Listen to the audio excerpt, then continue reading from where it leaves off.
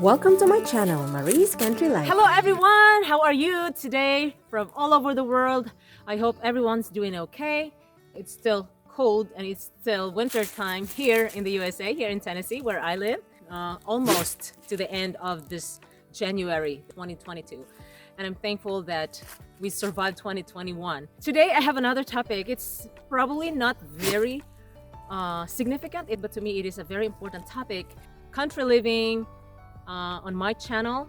That includes also preparation and anything that can help us prepare for crises that we don't know when or what's going to happen in the future. So because my topic, my focus in my YouTube channel is to share information about country living, food preservation, any ideas, gardening tips, and I myself, I'm also learning from other people that are experienced when it comes to gardening, country living, food preservation, prepping. A lot of people nowadays are doing prepping. There are many things that we need to keep in mind.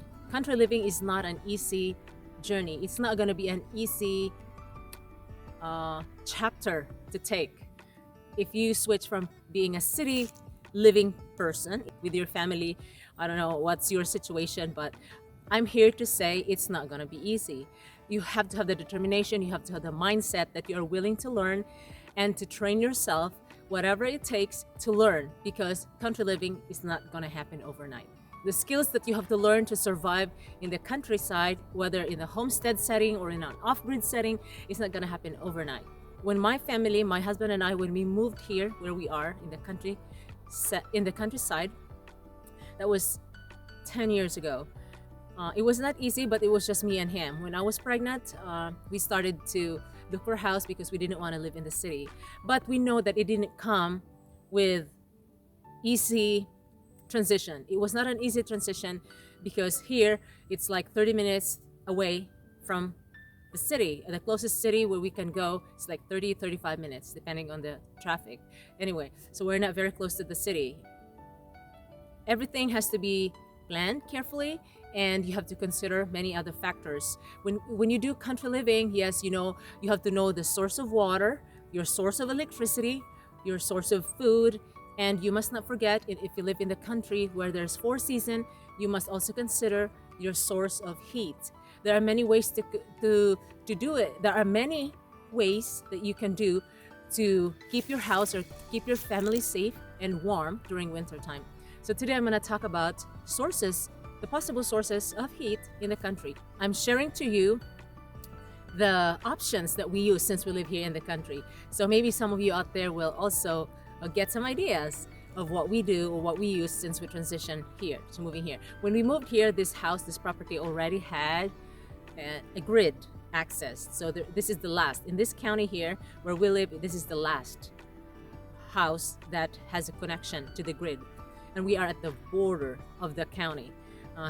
We live in an unrestricted county, so it's not very strict. So if you're looking for a property, I highly recommend for you to look for a property that's not in a restricted county. Even though you may be in this country setting or country life or off-grid style, but if your county where you belong, there's a lot of restrictions. You cannot do things without, thinking of, what would the local government say? What would the community say? So where we live, it's an unrestricted county. So anyway, we are the last to have the grid. We are the last household to have the grid, and we're also the last to have the source of water. But because we use the well water, we have well water, and we also have a creek, we cut off our source of water from the city. So anyway, if you live in the 4-season country like here in America, the challenge is, if you live in the country, is that the winter time. You have to think about, what's going to make your house heat up, what makes you warm inside. I mean, Native Americans and some other people that have lived and survived harsh winter without the central heat and all the nice and high technology heater and cooling system that we have, that most people are enjoying right now. But anyway, you have to consider what options are you going to do, what options are you going to use for heating, okay, your source of heat. Are you going to use propane? Are you going to use central heat? Are you going to use split system. Our second floor, it has a split system because even though we live in the countryside, we still use the grid system. We still use the power from the electric company. So the second floor of our house is a split system, and the first floor is the central heat and cooling. We have central air conditioning, and it's also central heat for for our first floor. Or you can use the combination of electric powered source of heat and a combination of wood stove. And the last, you can use wood stove only, which means you would need firewood. You would need firewood to fuel, to burn, so that your house will be warm. It's off grid. It means that you are not using the electric company's source of electricity to provide you heat in winter time. If you know of other options, let me know in the comment section. It's challenging because if you live in a 4-season country, you have 4 seasons to deal with, but the winter time is the most difficult season to deal with if you're not prepared, if you haven't planned. So anyway, it requires preparation. You have to think about your storage. You have to think about the timing, when to cut your firewood, and you need to have the time to do it, and it requires planning. And of course, if you have the firewood, what are you gonna do? You need the kindling. What are your source of kindling? You have your twigs and branches that you can find, paper, fire starters, and you can think about all these things, because when you prepare for one thing, usually there are other things that go along with it. You know, you live in the country, that you don't live near the cities where you can just go every day and get your needs or your supply. So it takes planning. It takes a lot of it requires time. It requires your dedication to do these things, and it's not going to happen overnight. So you will learn as you go along with life. And that's what's happening to us. We're not an expert when it comes to country living and all these things that we're learning as we go along. So today I'm gonna show you where we get our firewood. Sometimes if we don't get enough of these cut lumber, tree trunk, we have a sawmill that's not too far from our house. So we buy like several bunches, and this is what they look like. It's very easy. It's already cut and it's already thin right here, and you just have to cut it according to size or length that you want, and it's very easy. My in-laws came today to help us cut some firewood because we just made a new wood shed, so we need more firewood to put in. These are the pieces. And after piling this, we're gonna put it over there. That's where we put our firewood stack. You have to have this frame, and then you put.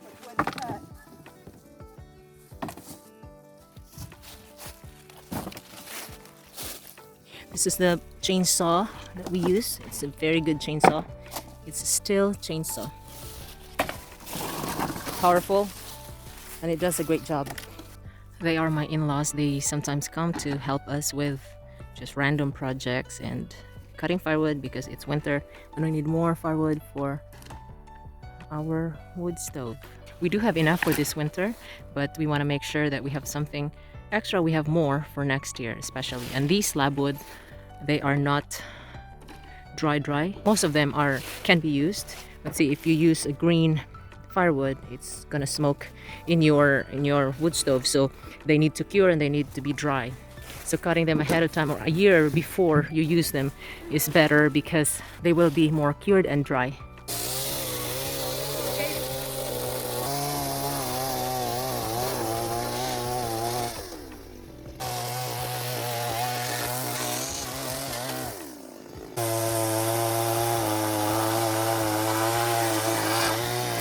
These slab woods were the extra part of the log that's used for train rails. What did you just put in here? Gas with chainsaw lubricating oil. This is where you put the gas, and this is the oil. Once you refill your gas, you fuel, you also refill the oil. Lubricating for the chain itself. But this isn't just gas either. That's a gas oil mixture. This is a gas oil mixture. 40-1 or 50-1. 50 gas and 1% oil. Always safety first. Safety is the priority. You have to clear the area before you start cutting. That way you don't trip. So clear the space. As we're cutting, I keep the area clear. And while someone is cutting, a helper can help clean the area so that the one who cuts the firewood won't get tripped. So always keep the area clear when you're cutting firewood. It's better to have a helper so that the helper can help put away the cut lumber or the cut wood. But if you're by yourself, you have to pause once in a while so that you can put away all the cut pieces so you don't trip. So here to my side, because we use a combination of electric powered source of heat and wood stove, we have two, because if we're not around, if we're out of town, we just let the central heat do its thing so that it keeps the house warm on 60 degrees, something like that. And then when we're around, when it's snowing or it's cold outside, we don't rely on the electric heat. We use the wood stove. So anyway, here is a pile beside me here. My in-laws came to help us because this winter, the first part of this winter, it's pretty warm. And now we're in January. There's days that it's been warm. It's nice to work outside with an only high of 50, 45, 50. We're still able to do some work. My in-laws came here to help us cut some firewood because we have a new wood shed that we created next to our storage/garage where we can where we can put all this newly cut firewood. This is what we have.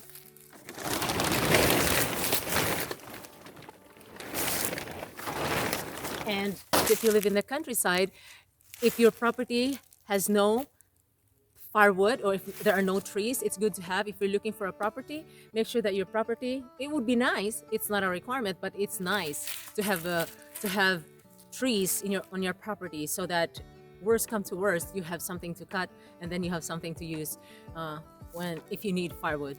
And here in our property, we do have some firewood, so we can just go into the woods and then get some firewood if we need to. But this firewood we got them. They are slab wood. Not too far from us here, there is a sawmill. They use this logs, the cut to shape, rectangular looking kind of thing for the train tracks. You know, the sawmills, that's what they supply. So they sell also bundles of firewood in bundles, and this is where we get when times that we don't take the time to get some firewood in our woods and find somewhere else. So we do get some slab wood that's already bundled up for $20. So this year we got 2 or 3 bundles of slab wood, and then we cut it to shape to fit in our wood stove. So anyway, those are the considerations. You can get the firewood yourself. You can buy some bundles of slab wood, or you can ask somebody if they have free trees that are just laying around in the property, and then you can go and get it yourself and cut it and then haul it. So there are many ways. If there's a will, there's a way. If you live in the country, you'll just have to find ways how to survive and how to make do with things that you don't have, or you can communicate with other country living people. When you live in the country, there's no dull moments. Every day you have something to do. So preparation does not happen when, it's about winter time. Cutting firewood does not happen only in winter time. In fact, it's the opposite, because you have to look forward to winter time, but you have to cut your firewood the previous year so that the firewood that you have cut this year is going to be seasoned for next year. Okay, so you have to think about all those things. Yes, there are firewood that you can buy in stores in bundles, but they're more expensive. But if you live in the countryside, obviously there are other ways, there are other sources other than buying and going to the grocery store, or going to the stores that have firewood. And there are people that sell firewood on the streets, or there are firewood places where you can buy firewood. But why buy if you can get these firewood yourselves? And of course, you will need to have tools to cut firewood. You'll need to consider your storage. What's the size of your storage? Is it big or small? Because this size of, let me show you, the size of the cut firewood that we have here, is the size of this pile would depend on the size of your storage. So planning is important. Storage is important. If you get firewood that's just laying in the woods, hopefully they're not really green so that you can use them for winter time. So if you cut your firewood in summertime, then you can use them in winter time. So anyway, you have to consider your storage, you have to consider your time, the source of where you get it. And then, of course, you just need to have the time, energy. Are you gonna hire somebody to cut firewood for you? I assume that if you live in the country, you know what to do and you are gonna do it, all the work that you want to do. But if there's a will, there's a way.